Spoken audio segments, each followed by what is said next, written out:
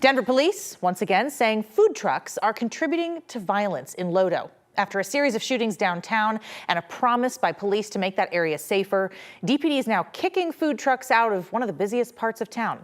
Thanks for joining us. I'm Jennifer Meckles. And I'm Mark Salinger. The department says too many people come out of bars in Lodo and wait around the trucks. They say they then get into fights, which leads to shootings. So now DPD is punishing the food trucks and telling them to leave. Now News reporter Ria Jha breaks this story for us tonight. Ria. Yeah, food truck owners said this came out of nowhere. Officers were handing out notices in the middle of the night yesterday with no context. They said that they didn't get any explanation as to why this was happening. So we've owned it for 2 years. That's when we started. Consistency is key for Alex Salomon. We're a weekend night truck, so we open from 9 to 3 in the morning or sometimes past that. The consistency of our time, our schedule, and our location, it's always the same. So I would consider even moving half a block away would essentially be me restarting a whole new business. Friday night, this worst case scenario became a reality. He was making tacos for customers in his normal spot in downtown when a police officer came up to his food truck. They dropped this off last night.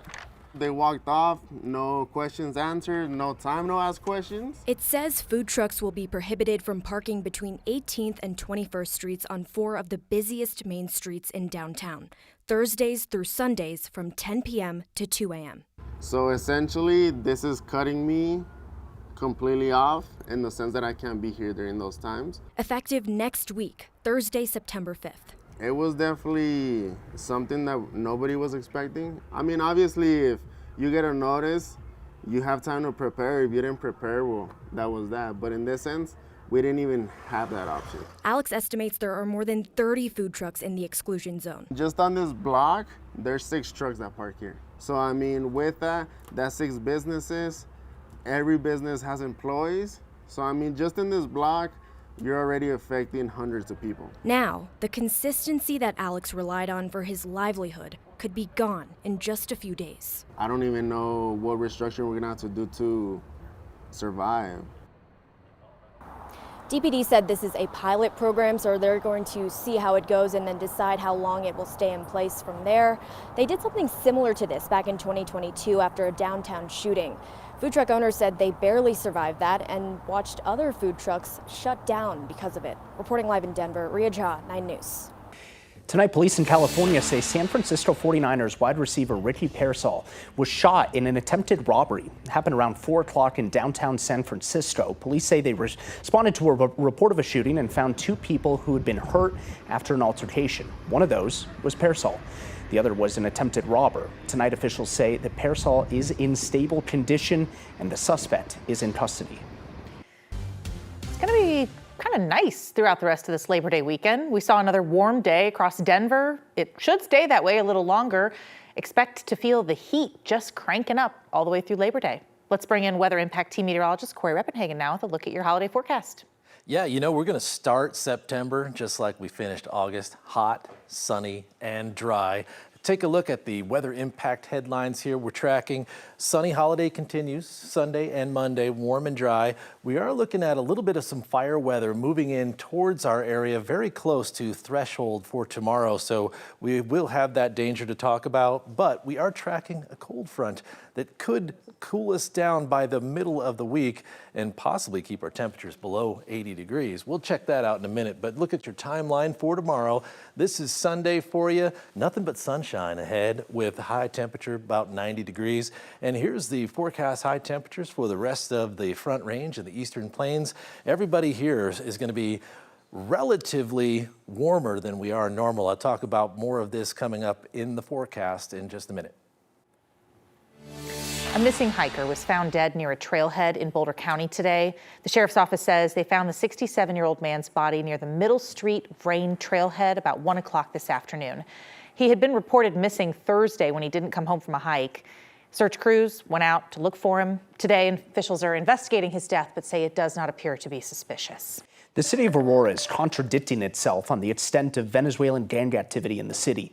The mayor told Fox News that gang is collecting rent at a troubled apartment complex, while the interim police chief says that's not actually happening. We don't It's it's that intimidation factor where you've got Venezuelan gang members who have gone into an apartment complex where there's a concentration of Venezuelans and pushed out the property management through intimidation, and now they're intimidating the tenants there to pay them the rent and probably extort other things from them. I'm not saying that there's not gang members that don't live in this community, but what we're learning out here is that gang members have not taken over this complex. We've really made an effort to the last few days to just really ask the specific questions and the direct questions in terms of the gang activity and who's actually making sure that people aren't paying rent to gang leaders or gang members, that's not happening. And we've discovered here today and yesterday talking to so many residents that that's not the case.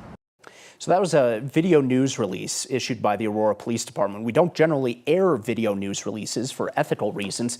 We weren't there to shoot this video ourselves or ask Chief Heather Morris any questions, but her comments are a direct contradiction on what Mayor Kaufman said, adding further to the confusion in a week when the public and the city's statements on this Venezuelan gang activity haven't always lined up. Mayor Kaufman has said contradictory things in interviews just hours apart at times. The city is trying to get a court order to clear out 2 of those 3 apartment buildings to combat that activity. They're planning to declare the properties a criminal nuisance. Today marked 100 days since an unarmed man in Aurora was shot and killed by police. The family of Kylan Lewis gathered at the state capitol today demanding answers in his death.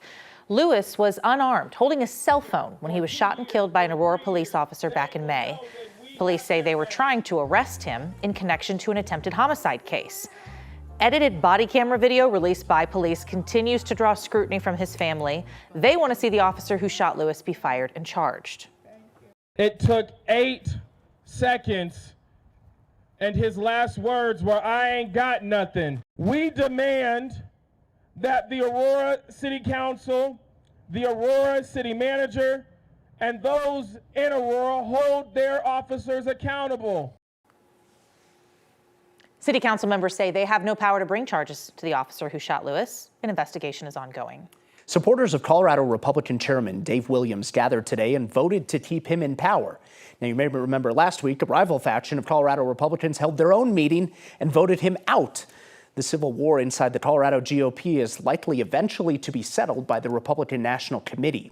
Security guards turned away journalists from watching the meeting today and the vote, including a reporter here from 9 News.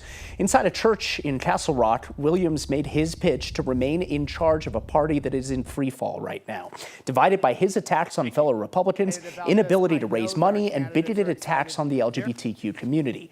The Colorado GOP, or rather the faction that claims it still controls the state party, says Williams overwhelmingly won the vote to stay in power today. Last weekend, a different faction of that party held a vote to replace him with former El Paso County GOP Chair Eli Bremer in a vote that Williams called illegal. Bremer says the vote that was planned for today is illegal. National Republican leaders will probably be asked to eventually settle that dispute that's paralyzed the Colorado GOP in the heart of the campaign season.